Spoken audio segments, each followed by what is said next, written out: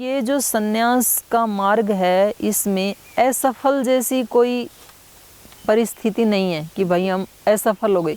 हम ये नहीं कह सकते हैं कि जी हमने तो ये संकल्प लिया था कि गुस्सा नहीं करना है और हमने तो आज फिर कर दिया तो हम तो असफल हो गए। असफलता जैसी कोई चीज़ है ही नहीं, क्योंकि आज तक तो जब हम गुस्सा करते थे तो हमें एहसास भी नहीं होता था कि हमने किया। आज हमें कम से कम एहसास तो हुआ, तो ये एक कदम आगे है। और पहले यदि हम दिन में 10 बार गुस्सा करते थे और अब हम 10 महीने के बाद एक दिन करते हैं, तो वो यात्रा कम हुई है, कहीं ना कहीं हम उसमें आगे बढ़े हैं।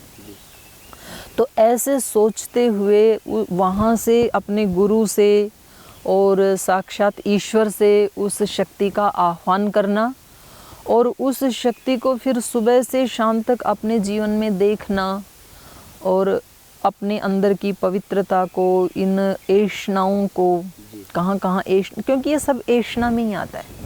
जब मैं ये चाहती हूँ कि जैसा मुझे ठीक लग रहा है कि यहाँ सफाई होनी चाहिए, यहाँ ऐसा होना चाहिए, और ये सब लोग क्योंकि मेरे अंडर में काम करते हैं तो ये वैसा ही करें जैसा मैं चाहती हूँ, तो ये है ऐषणा, इसको ही ऐषणा कहते हैं। तो इसका ये कदापि अर्थ नहीं है कि जी यदि हमने ऐषणा को छोड़ दिया तो अब जो जैसा करते हैं उनको करने दें हम, फिर हम रोकें टोकें ही नहीं। अगर हमने ऐसा किया तो फिर वो अव्यवस्था हो जाएगी समाज में। हमें बोलना है उनको, आवश्यकता पड़े यदि जोर से बोलने की तो जोर से भी बोलना है, लेकिन हमें ये अपनी चेकिंग करनी है कि वो बोलते समय मेरे चित्त की स्थिति कैसी रही, नियंत्रित होकर। हाँ, नहीं मेरे अंदर का यदि बैलेंस बिगड़ गया तो इसका मतलब ये ठीक नहीं है।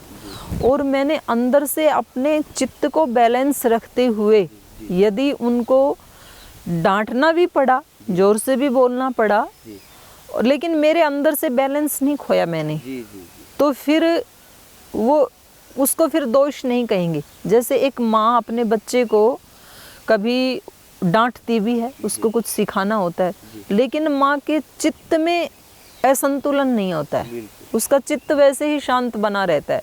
मतलब उसकी जो कृपा, उसका जो प्रेम बच्चे के प्रति, जैसा उसको दूध पिलाते समय माँ का प्रीति का भाव रहता है, ऐसा ही उसको डांटते समय भी प्रीति का ही भाव रहता है।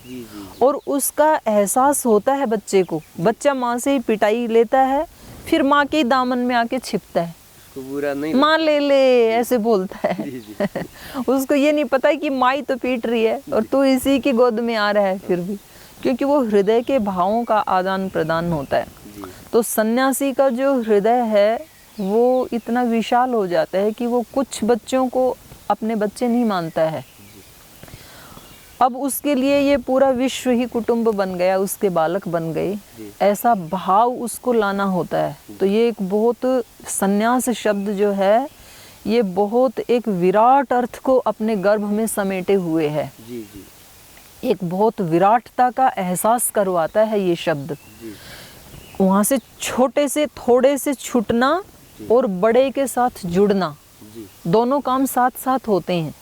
ऐसा नहीं है कि जी सन्यास मतलब छूटना, ये तो शाब्दिक अर्थ हो गया।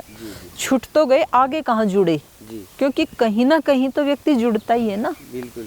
तो जैसे ही अपने एक परिवार से हम छूटे, जो सन्यास का जो स्थूल अर्थ है, भौतिक अर्थ है।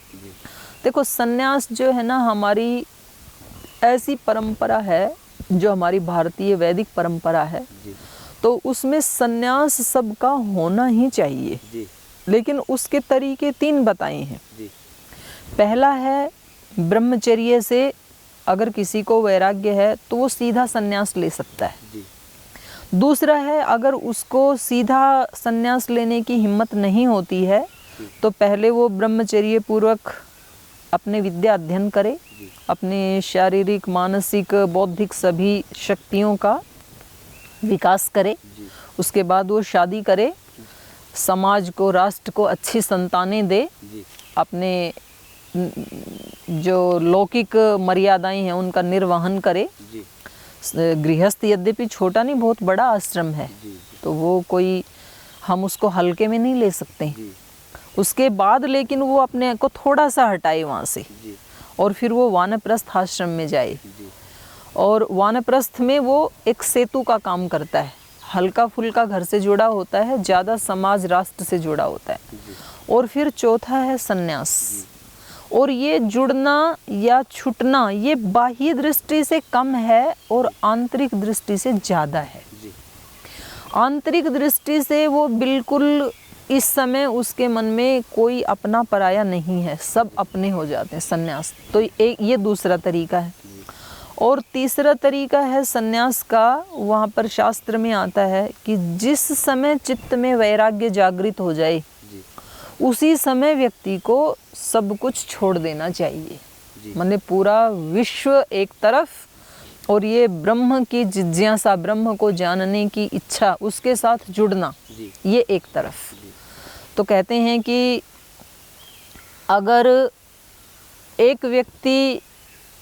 अगर एक परिवार की रक्षा के लिए जी हमें किसी एक व्यक्ति को छोड़ना पड़े जी तो हमें उसको छोड़ देना चाहिए। जी मतलब पूरे परिवार का हित अलग है और एक व्यक्ति को हमें छोड़ना पड़ेगा। जी जैसे आजकल मान लो किसी दो बच्चों का आपस में प्रेम जिसको बोलते हैं, यद्यपि वो प्रेम तो नहीं होता है, एक आसक्ति हो जाती है, आकर्षण होता है। जी और दूसरी तरफ पूरे परिवार की मान मर्यादा दांव पे लगी होती है, पूरा परिवार ही नष्ट हो जाएगा अगर मैंने उसको अपनाया तो। जी जी तो कह रहे हैं बुद्धिमान व्यक्ति को या तो अपने परिवार को मनाए जी और या फिर परिवार को नष्ट ना करे। फिर एक व्यक्ति को यदि छोड़ना पड़े तो छोड़ दे। छोड़ देना चाहिए। पूरे गांव के हित के लिए यदि एक परिवार को छोड़ना पड़े जी तो छोड़ देना चाहिए कि मेरे को इस परिवार के कारण पूरे गांव का अहित हो रहा है, जी तो पूरे गांव को बचाना चाहिए, एक परिवार को छोड़ देना चाहिए। तीसरा है, अगर पूरे समाज की रक्षा के लिए अपने एक गांव को छोड़ना पड़े जी तो छोड़ देना चाहिए। जी और चौथा कहा कि यदि पूरे विश्व के कल्याण के लिए और आत्म कल्याण के लिए, जी अगर हमें आत्म कल्याण के लिए पूरे विश्व को छोड़ना पड़े जी छोड़ देना चाहिए। जी तो ये सन्यास की पराकाष्ठा है। तो जब भी ऐसा वैराग्य मन में उत्पन्न हो जाए उसी समय हमें छोड़ देना चाहिए सब कुछ, बाहर से भी और अंदर से भी। तो इसके उदाहरण भगवान बुद्ध हैं, महात्मा बुद्ध हैं, श्री अरविंद हैं। उनकी शादी हो गई थी, एक बच्चा भी पैदा हो गया था, राहुल।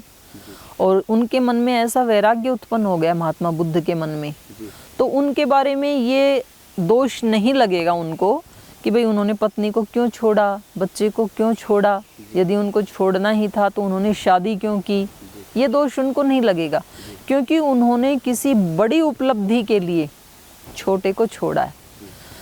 तो ये 3 रास्ते हैं सन्यास के।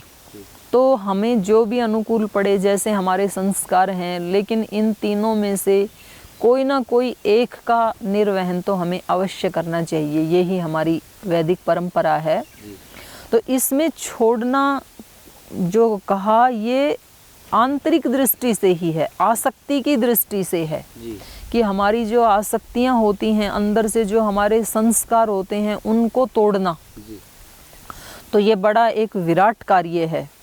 तो हम इसको मतलब शब्दों में कितनी भी हम इसकी व्याख्या करें सन्यास शब्द की, इसलिए हमारे यहाँ आपने भी देखा होगा पतंजलि योगपीठ में परम पूज्य स्वामी जी महाराज हमारे गुरुदेव, जी जब ये 92 सन्यासी और सन्यासिनी भाई बहन जी जब दीक्षित हो गए, हाँ। उन्होंने दीक्षा दी, तो उसके बाद जब भी वो संबोधन करते हैं, जी हम तो उनके बच्चे हैं, जी लेकिन वो पूज्य शब्द का प्रयोग करते हैं। बिल्कुल हमारे पूज्य स्वामी, पूज्य साध्वी ऐसे बोलते हैं। जी तो ये उस व्यक्ति के बारे में पूज्य शब्द नहीं कहा जाता है, जी। क्योंकि अब वो व्यक्ति नहीं रहा। जी। एक बहुत बड़ी विशाल जो एक गौरवशाली परंपरा है, उसका ये सम्मान है, उसका सम्मान है। ये एक ऋषि परंपरा का सम्मान है, क्योंकि मनुष्य जीवन में यदि इस जीवन का सबसे उत्कृष्ट कोई प्राप्ति यदि हो सकती है तो वो है ऋषित्व को प्राप्त करना, सन्यास को प्राप्त करना। तो मनुष्य जीवन की सबसे बड़ी ये उपलब्धि है, पराकाष्ठा है ये सन्यास जो है।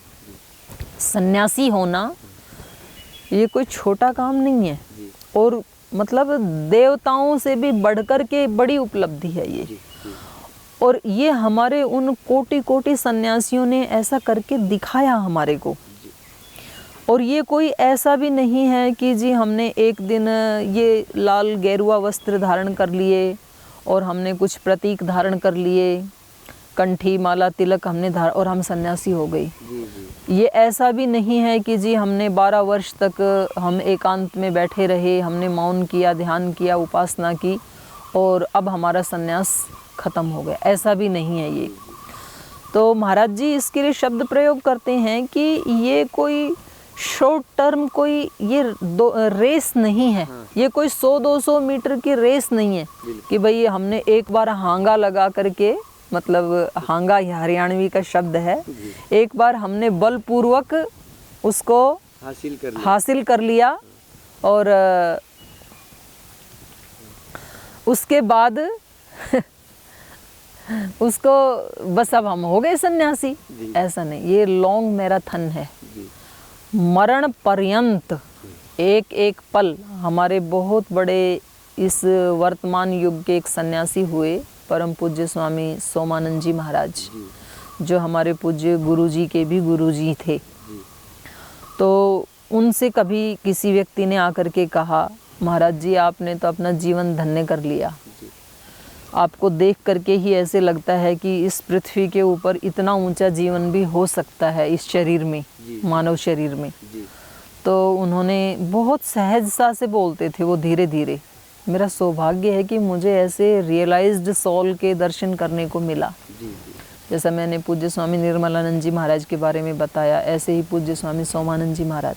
तो बड़ी विनम्रता से उन्होंने कहा उनको, भाई इस बात का पता तो उस दिन लगेगा जिस दिन हम इस संसार से जाएंगे। जी हमारी विदाई होगी। हाँ, जी तो इसका अभिप्राय क्या है कि मरण पर्यंत पता नहीं कब क्या सिचुएशन हमारे सामने आए और कब कौन सी भूल हमारे से हो जाए। जी तो एक शिखर पर पहुंचा हुआ व्यक्ति अगर थोड़ा सा भी इम्बैलेंस हुआ तो सीधा ज़मीन पे आके गिरेगा। जी तो कितनी भी हमने साधना की, यद्यपि इसमें जैसे छाछ में या दूध में, दही में, मक्खन सब जगह मिला हुआ है, जी और जब उसको हम मथते हैं तो वो ऊपर आ जाता है, अलग हो जाता है छाछ से। जी अब उसको दोबारा छाछ में मिलाना ये संभव नहीं है। बिल्कुल। एक बार अलग हो गया तो हो गया, वो सदा सदा के लिए हो गया। जी तो एक बार अगर किसी ने इस ऋषित्व को प्राप्त कर लिया, जी सच्ची आध्यात्मिकता को एक बार यदि प्राप्त कर लिया, जी तो अब वो दोबारा बंधन में नहीं बंधेगा। जी जी अब वो सदा सदा के लिए मुक्त हो गया। जी ये ऐसा नहीं है कि आज तो हम मुक्त हो गए और कल फिर हम आ गए, ऐसा नहीं है। लेकिन जब तक इस शरीर में हैं तब तक हमें जागरूक रहने की आवश्यकता जरूर है, बस इतना ही उसका भाव है। जी तो ये सन्यास जो है, इसको उन्होंने कहा कि भाई ये तो मरण पर्यंत जी जागरूक रहने की आवश्यकता है। जी तो ये 1-2 दिन की बात नहीं है कि हमने सन्यास को प्राप्त कर लिया, हम धन्य हो गए, कृतकृत्यता को हम प्राप्त हो गए। तो ये एक विनम्रता भी है उन संतों की, उन ऋषियों की।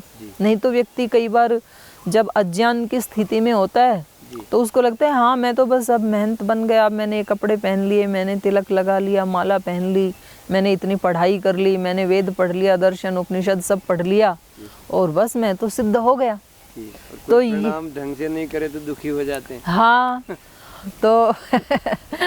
तो ये फिर जो है सन्यास, मतलब ये उसमें न्यूनता मानी जाएगी। जी तो आपने जो प्रश्न पूछा कि सन्यास शब्द का अर्थ क्या है, जी तो बहुत विराट अर्थ को समेटे हुए है ये शब्द अपने आप में। जी जी तो सन्यास का मतलब है छूटना, और छूटने का मतलब है आत्मा से अतिरिक्त जो कुछ भी है, चाहे वो शरीर है, इंद्रियां हैं, संबंध हैं, संसार है, जो कुछ जिसको हमने अपना मान लिया है, जी जी जो कि मेरे से बिल्कुल अतिरिक्त है, क्योंकि मैं एक विशुद्ध आत्मा हूँ। और उस स्थिति में रह करके और सारे कर्तव्यों का पालन करना, ये है सच्चा सन्यास। क्योंकि सन्यास का मतलब ये भी नहीं है कि हम घर परिवार संसार सब छोड़ के और हम यहाँ आकर बैठ गए। जी हम कहीं भी चले जाएं, शरीर जब तक मेरे साथ जुड़ा हुआ है जी तब तक मैं संसारी ही हूँ, क्योंकि ये मेरा शरीर भी उस संसार का एक छोटा टुकड़ा है, एक पार्ट है उसका। तो जब तक हम इससे मुक्त नहीं हुए, जी तो ये इस तरह की कोई बाह्य दृष्टि से नहीं है मुक्ति। और हमारे यहाँ तो शब्द ही प्रयोग किया जाता है जीवन मुक्त, जी अर्थात मुक्ति जब भी मिलेगी तो जीवन के रहते हुए ही मिलेगी। जी और जीवन के रहते हुए हमने उस चित्त की, माइंड की स्थिति को प्राप्त कर लिया जी कि मैं विशुद्ध आत्मा अलग हूँ और ये संसार और ये मेरा शरीर, ये मेरी इंद्रियां, ये संबंध मुझसे अलग हैं। जी तो वो बहुत सुंदर जीवन जीता है। जी राजा जनक को विदेह कहा जाता है। जी विदेह का मतलब होता है विगत देह, जो देह भाव से ऊपर उठ गया। जी और वो इतना अच्छा राजकार्य संभालते थे। तो इसमें संसार बाह्य दृष्टि से छोड़ने की आवश्यकता नहीं है और छूट सकता भी नहीं है। जी जी हम मान लीजिए घर छोड़ेंगे, आश्रम में जाएंगे, वो भी संसार है। आश्रम को छोड़ के मान लीजिए मैंने पतंजलि योगपीठ से आकर के मैं यहाँ आ गई बिहार हिल्स में, ये भी एक संसार है। हम कहीं किसी ऐसी गुहा में चले जाएं, वहाँ भी एक संसार है, एक संसार का ही पार्ट है। तो स्थूल दृष्टि से संसार छूट नहीं सकता है कभी भी। तो छोड़ना है अंदर से, अंदर से आत्म साक्षात्कार करके, ब्रह्म साक्षात्कार करके ये एहसास कर लेना, ये जान लेना कि मैं एक विशुद्ध आत्मा हूँ और ये सारा प्रकृति का त्रिगुण का विस्तार है, ये सारा संसार, ये सारे संबंध। और उस रूप में उसको जान के उसके साथ वैसा बिहेव करना, तो क्या दिक्कत है। जैसे हमारे कपड़े हैं, हमें पता है ये कपड़े अलग हैं, मैं अलग हूँ, तो हम रात को रोज इनको चेंज कर लेते हैं, उसको धो के अगले दिन दूसरे पहन लेते हैं, तो कोई कष्ट थोड़ा ही होता है। तो यथा योग्य व्यवहार है ये। तो ऐसे ही व्यक्ति संबंधों में भी व्यवहार करेगा जब उसको ये संन्यास शब्द का ठीक ठीक अर्थ जब उसको आत्मसात हो जाएगा, तो वो बहुत अच्छे से संबंध निभा पाएगा। अभी तो हम एकाकार हो जाते हैं ना, तादात्म्य कर लेते हैं इंद्रियों से, संसार से, शरीर से। तो इंद्रियों के सुख को, शरीर के सुख को हम सुख मानते हैं, इनको जिससे कष्ट होता है उसको कष्ट मानते हैं। सुख वाले को पाने के लिए लालायित रहते हैं, इसको राग कहा। जिससे इंद्रियों को कष्ट मिलता है उसको हटाने के लिए लालायित रहते हैं, इसको द्वेष कहा। तो मुख्य रूप से हम इन्हीं से बंधे हुए हैं। तो कुछ शास्त्रों में जैसे दर्शन शास्त्र हैं, तो उसमें सांख्य और वैशेषिक में बताया कि हम राग, द्वेष और मोह, इन तीन दोषों से बंधे हुए हैं। इन तीन के कारण ही कुछ ना कुछ हमारे जीवन में समस्याएं आती हैं। और जैसे मैंने बताया संस्कार विधि की दृष्टि से हम कहें तो हम पुत्रेषणा, वित्तेषणा, लोकेषणा, इन तीन से बंधे हुए हैं। तो इनसे मुक्त होना, और इनसे मुक्त होने के लिए शक्ति चाहिए होती है। आपने देखा होगा कई बार कुछ लोगों को हम समझाते हैं, हमारे से बड़े हमारे गुरुदेव समझाते हैं, और भी जो बड़े साधु संत महात्मा हैं वो बताते हैं कि हमें जीवन को ऐसे जीना चाहिए, हमें लोभ नहीं करना चाहिए, क्रोध नहीं करना चाहिए, मोह नहीं करना चाहिए, चोरी नहीं करनी चाहिए, किसी की हिंसा नहीं करनी चाहिए। ऐसे हमने सुना है और हम स्वयं भी मानते हैं कि यही अच्छा है। जब वो परिस्थिति आती है ना सामने, तो हम उसको कर नहीं पाते। तो क्यों नहीं कर पाते हैं हम? क्योंकि हमारे अंदर उतना बल नहीं है। जब हम किसी क्रिकेटर को देखते हैं बल्ला मारते हुए, सिक्सर मारते हुए, मुझे तो नाम भी नहीं पता, तो लोग बड़े खुश होते हैं, खुशियाँ मनाते हैं, और उनको लगता है मैं भी ऐसा करूं। जैसे जिसके संस्कार हैं वो अपने संस्कारों के अकॉर्डिंग जब अपने आदर्श को वैसा करता हुआ देखता है, जैसे कोई मल्ला है, बलवान है, और किसी को कुश्ती करते हुए देखता है, उसको लगता है मैं भी ऐसे कुश्ती करूं, लेकिन वो कर नहीं पाता है। तो हम चाहते हैं कि हम ऐसा जीवन जिएं, क्योंकि हम ऋषियों के वंशज हैं और हमारे अंदर वो संस्कार हैं, तो हम उसको कर नहीं पाते। करें कैसे? कर तब सकते हैं जब हमें वहाँ से एनर्जी मिले, और ये एनर्जी मिलती हम गुरुओं के पास इसीलिए जाते हैं। गुरु का महत्व यही है जी कि गुरु हमें शब्द नहीं बताते हैं। जी जी शब्द तो हमें टेप रिकॉर्डर बता देगा, बिल्कुल शब्द तो हमें पुस्तकें बता देंगी, जी शब्द तो हमें कोई सामान्य व्यक्ति भी बता देगा, जी लेकिन वो हमें शक्ति नहीं दे पाते हैं। जी वो शब्द बता सकते हैं। अब गुरु के पास जाते हैं तो उनका जो ओरा होता है, क्योंकि उन्होंने तप किया है, उस एनर्जी को उन्होंने ऑब्जर्व किया है, जी तो वो हमें वहाँ वो स्ट्रेंथ देते हैं, वो हमें मार्ग भी बताते हैं, मार्ग पे चलने की शक्ति भी देते हैं।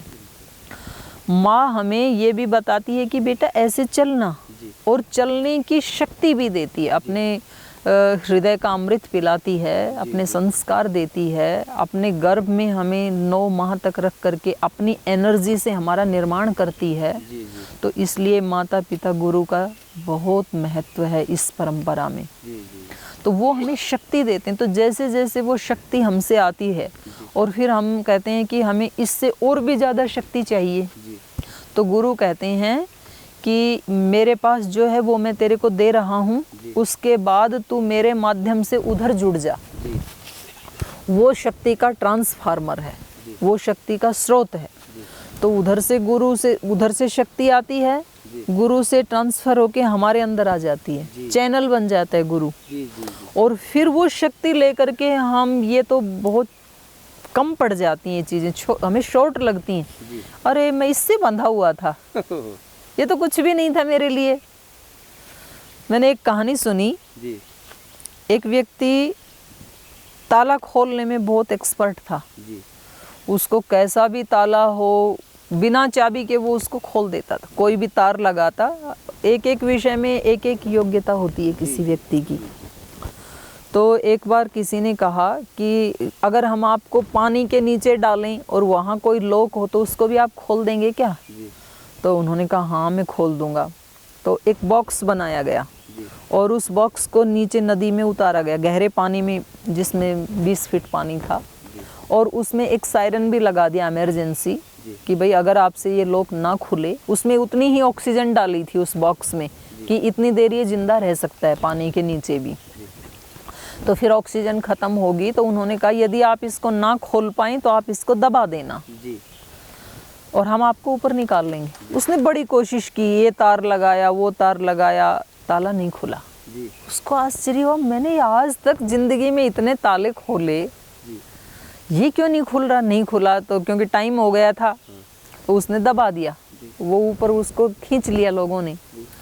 तो उसने कहा कि भाई आज तक ऐसा कोई लॉक नहीं जो मैं नहीं खोल पाया, ये लॉक तुम कहाँ से लाए और तुमने कैसे लगाया? जी तो उन्होंने उसको ऐसे करके दिखाया, बोले लॉक तो था ही नहीं इसमें, अच्छा लगाया नहीं? लगाया ही नहीं था, जी केवल दिखाने के लिए था, जी हमने उसको चाबी से लॉक नहीं किया था। जी जी तो कई बार तो ऐसे होता है कि हम बंधन से युक्त होते नहीं हैं, बिल्कुल हम ऐसा मान लेते हैं जी जी कि हम इतनी साधना करेंगे फिर हमें कुछ शक्ति मिलेगी, तब हम इन बंधनों को तोड़ पाएंगे। थोड़े ही एक दिन में ऐसे होता है। जी तो ये जो हमारी मानसिकता है जी कि थोड़े ही एक दिन में ऐसे होता है, जी ये हमें वर्षों तक बांधे ले चलती है। जी और हम वैसे वैसे ही काम करते हैं क्योंकि हमने ऐसी मानसिकता बना ली कि हम कोई सिद्ध महात्मा थोड़े ही हैं, हाँ, हम तो सामान्य व्यक्ति हैं। जी तो हमारे से तो ये दोष होना स्वाभाविक है और हम इसको स्वीकार करके वो दोष करते जाते हैं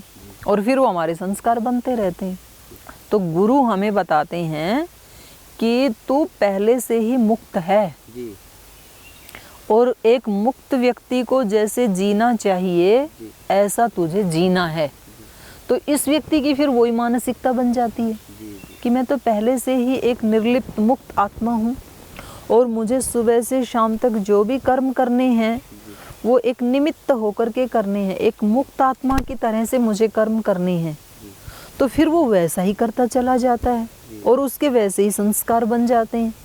तो ऐसा करते करते वो फिर तीनों प्रकार की इन ऐषणाओं से धीरे धीरे छूट जाता है और एक शक्ति मिलती है। तो वो बोले ना बोले, 2 प्रकार की संन्यास परंपरा है हमारे यहाँ। जी एक है महर्षि रमण की पद्धति, पूज्य स्वामी निर्मलानंद जी महाराज जी वाली पद्धति कि वो एक स्थान पे बैठ करके जी और वो अपना मौन संदेश देते हैं इस सृष्टि को। जी लोकाः समस्ताः सुखिनो भवन्तु। और उनके जो वाइब्रेशंस निकलते हैं एनर्जी के, वो इस पूरे विश्व को जी प्यूरिफाई करते हैं। जी क्योंकि हम देखो कोई भी भावना जो उठाते हैं ना चित्त से, जी तो अच्छी यदि उठाते हैं तो हम इस इन्वायरमेंट को प्यूरिफाई करने में, शुद्ध करने में निमित्त बनते हैं। और यदि हम कोई बुरी भावना, बुरा विचार उठाते हैं तो हम इसको दूषित करते हैं। तो इसके भारतवर्ष के प्योर होने में, कहते हैं ना कि भाई यहाँ के तो लोगों की मतलब जीन्स में ही इनको वो मिली है शांति, पवित्रता भारत के लोगों को, तो वो इस इन्वायरमेंट में ही है। जी और इन्वायरमेंट में उन कोटि कोटि ऋषियों ने तप किया, तो उनके ओरा से जो निकली एनर्जी वो इसमें ओतप्रोत है। इसीलिए हम पवित्र स्थानों पे जाते हैं, जैसे कि आज हम यहाँ आए बिहार हिल्स में, मंदिर में जाते हैं, गुरुद्वारे में जाते हैं, मस्जिद में जाते हैं, तो उसका यही अभिप्राय होता है कि वहाँ एक एनर्जी का एक ओरा होता है। तो उससे फिर हम उससे जब हम टच होते हैं तो वो हमारी रक्षा करती है। तो ये जो सन्यासी है, इसने युगों युगों से इस पूरे विश्व की और विशेष करके भारतवर्ष की, और भारतवर्ष में उस एनर्जी का विकास हुआ, उसने पूरे विश्व को एक दिशा दी और पूरा विश्व भी इसको मानता है। तो कभी ये जो देश है ये विश्व गुरु कहलाता था, मतलब ये गुरुओं का देश कहलाता था, विश्व गुरु है भारत। आपने सुना होगा सिकंदर एक आक्रमणकारी था, और वो जब आया तो उनके जो गुरु थे उसने कहा कि मैं भारत जा रहा हूँ, विश्व विजय की यात्रा पे जा रहा हूँ, तो आपको वहाँ से क्या चाहिए आप बताइए, मैं वहाँ से लेके आऊँगा।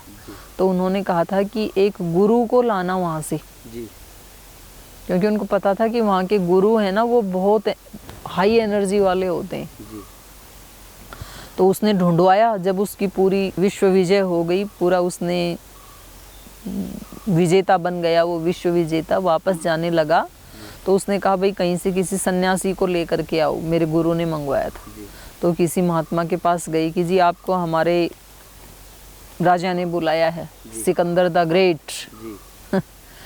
तो उन्होंने कहा हम अपने से ग्रेट किसी को नहीं मानते। गुरुजी ने अच्छा, क्योंकि यहाँ सबसे महान होता है राजा, और सन्यासी को कहा जाता है महाराजा।